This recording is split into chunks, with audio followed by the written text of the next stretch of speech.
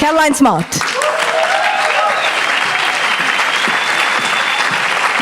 See-through podium. Good evening, ladies and gentlemen.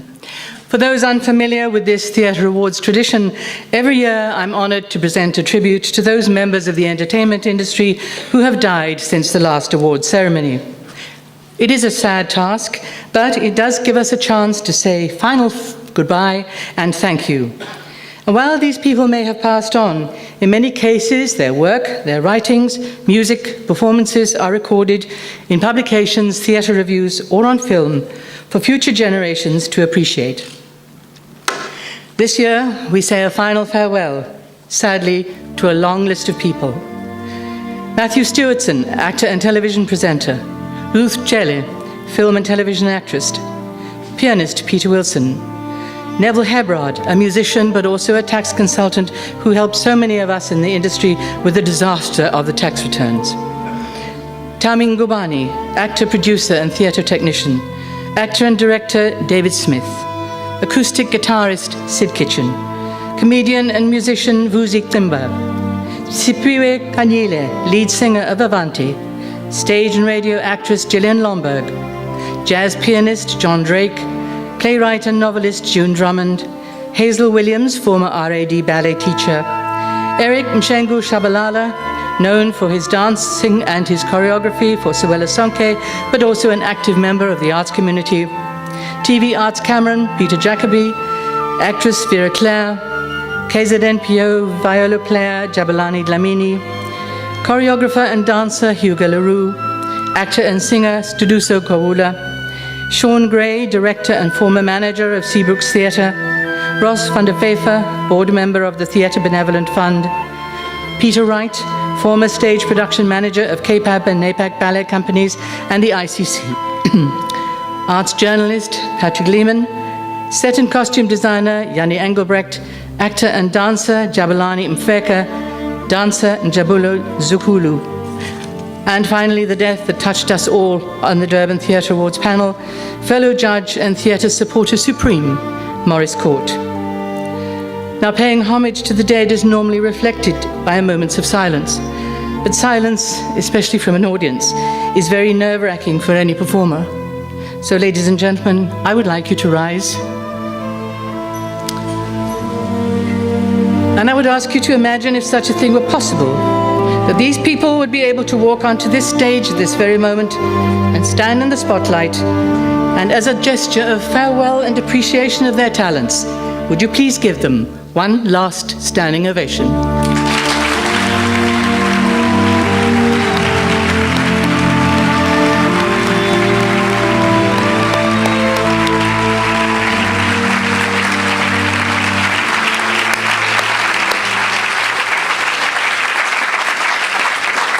Thank you. And ladies and gentlemen, we now move on to a very special award, which the Durban Theatre Awards is very honoured to host. In 2009, we lost broadcaster, singer, writer, and yoga exponent Monica Farrell. In her memory, her husband Robert Morell and close friends created a trust to honour specific abilities in the performing arts world. And I would like to ask Robert Morell to join me.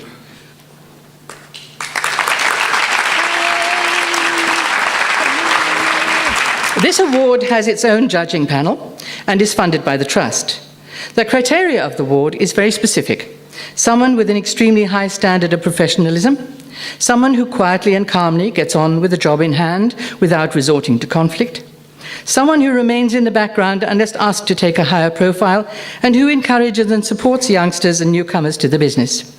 This person must command respect, without conceit or arrogance, and present a consistently solid role model at all times. The trustees of the Monica Farrell Memorial Award are proud to announce that this year's winner is Margie Coppin.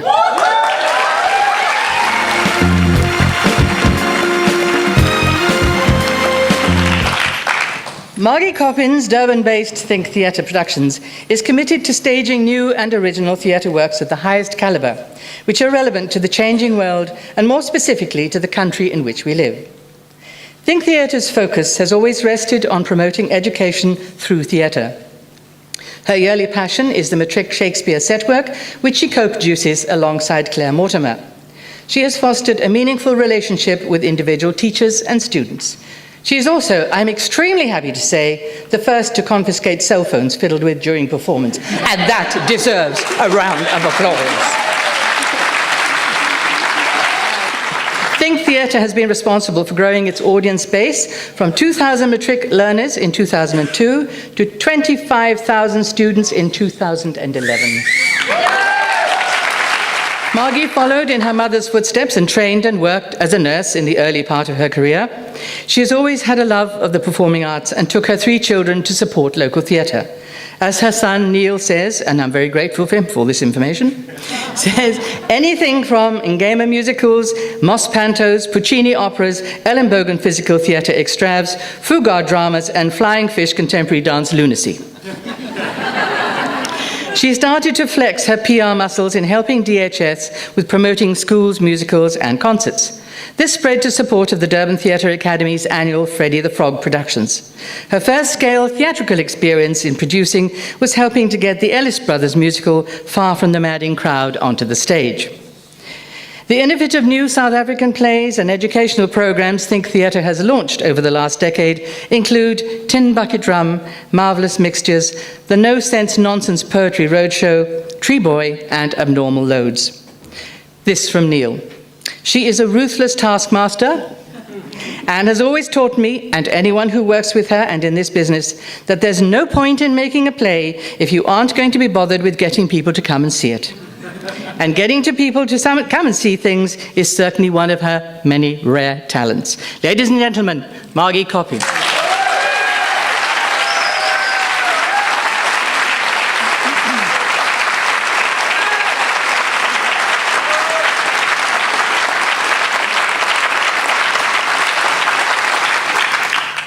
Thank you to this exceptional theatre family that I feel I belong to. Thank you.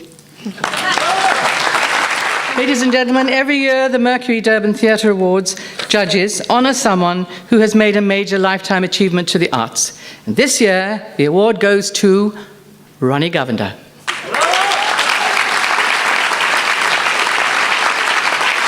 And I know he's here.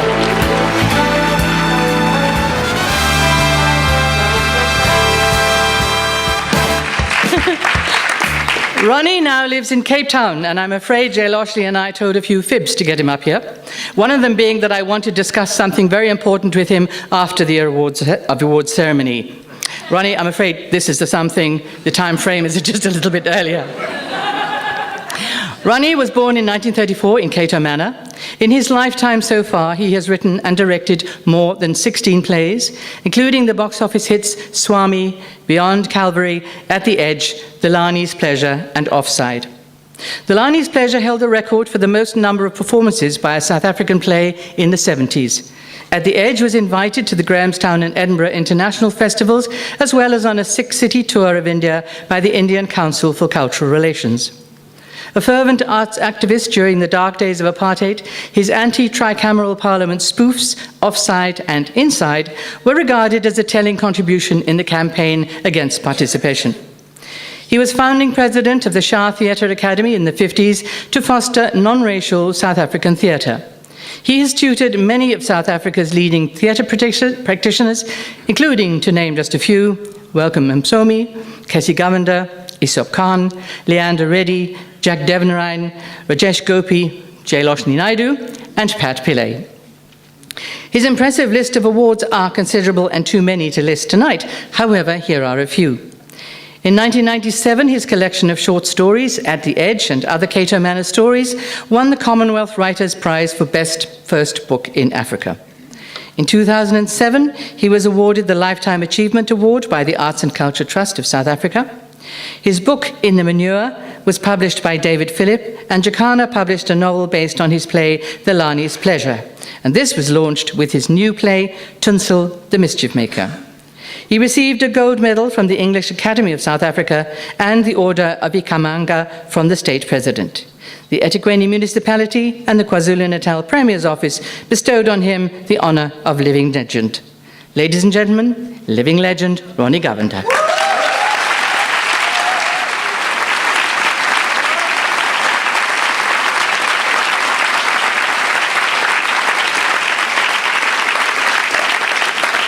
Thank you. About 2 weeks ago, I received a phone call from a friend of mine who told me that one of the heroes of the spoofs on the tricameral parliament had passed away. And I said, well, hell would never be the same again.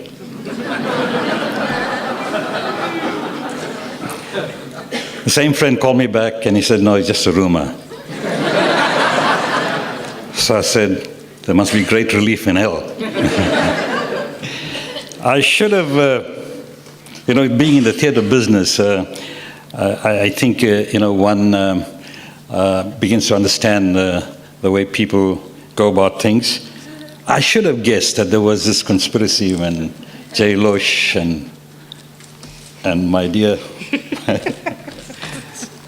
doyen of the theatre world in Durban. There are a few people who soldier on. And it's quite amazing because it's difficult, and that is an understatement. It's difficult in the arts in Durban to even, to survive. And many of our talented people go away to Johannesburg. I went away to Cape Town for other reasons. I'm a grandfather. I have 8 grandchildren, and we were living quite happily in Durban. And whenever any one of my 8 grandchildren caught a cold, my wife would sneeze in Durban. So that's why I went away to Cape Town. But lots of our good people go away to Cape Town, and it's to these wonderful people who soldier on Mercury, with this continuing interest in the arts, somehow keep it together. And let's give these wonderful people a tremendous round of applause.